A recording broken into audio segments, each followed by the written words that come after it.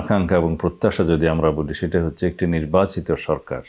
বাংলাদেশের রাজনীতি বর্তমানে প্রবল ঘূর্ণাবর্তে। সামনে নির্বাচন থাকলেও অনেকেই তা নিয়ে সন্দিহান। দৃশ্যত নির্বাচনের কথা বললেও বেশ কিছু রাজনৈতিক দলের ভেতরে চলছে আন্দোলনের প্রস্তুতি। জামায়াতে ইসলামী ও জাতীয় নাগরিক পার্টি বা এনসিপি গোপনে নির্বাচন বয়কটের রূপরেখা সাজাচ্ছে, এমনটি রাজনৈতিক বিশ্লেষকদের ধারণা। এরই মাঝে বিএনপি নেতৃত্বাধীন বিরোধী জোটও পড়েছে দোটানায়।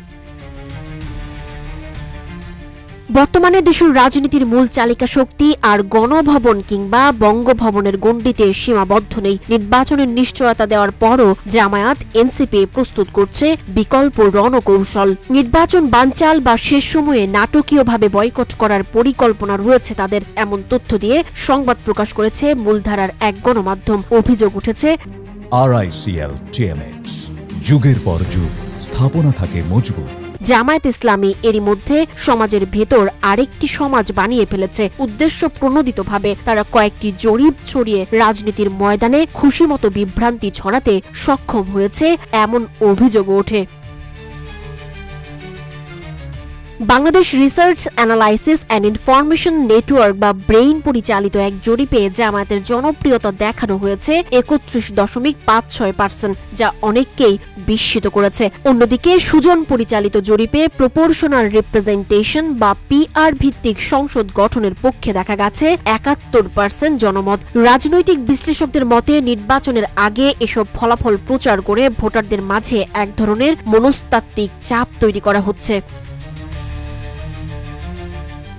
শুধু তাই নয়, রাষ্ট্রপতি মোহাম্মদ শাহাবুদ্দিনকে ঘিরেও এক ধরনের চাপ প্রয়োগের নাটক তৈরি করার চেষ্টাও সামনে এসেছে। বিদেশি দূতাবাসগুলো থেকে তার ছবি সরানোর মতো ঘটনা এর সাক্ষ্য বহন করে। সরকার বিরোধী অংশ এমনকি সংসদের উচ্চ কক্ষ সীমিত মেয়াদে প্রধানমন্ত্রিত্বের মতো সংস্কার প্রস্তাবকে সামনে এনে একটি বড় ধরনের পালা বদলের গল্প সাজাতে চাইছে।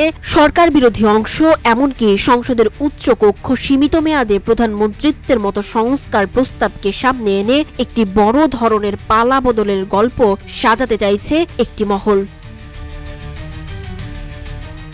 এদিকে জামায়াত নেতারা সরাসরি বলছেন শেখ হাসিনার ফাঁসি না হওয়া পর্যন্ত কোনো নির্বাচন নয়। বিএনপি এই বক্তব্যে প্রকাশ্যে দ্বিমত করতে না পারলেও অভ্যন্তরীণভাবে তাদের মতভেদ স্পষ্ট।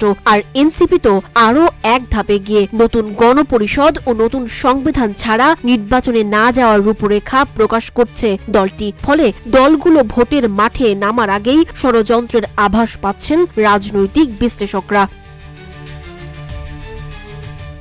বাংলাদেশের রাজনীতিতে এখন শুধু অভ্যন্তরীণ হিসাব নিকাশ নয়, রয়েছে আন্তর্জাতিক ছায়া। একদিকে নির্বাচনের ঘূর্ণিবাগ, অন্যদিকে আন্দোলনের সম্ভাব্য বিস্ফোরণ।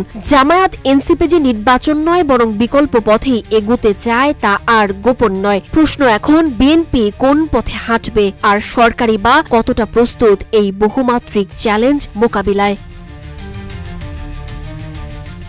সানজিদা আফরিন, সোনিয়া, রূপালী, বাংলাদেশ।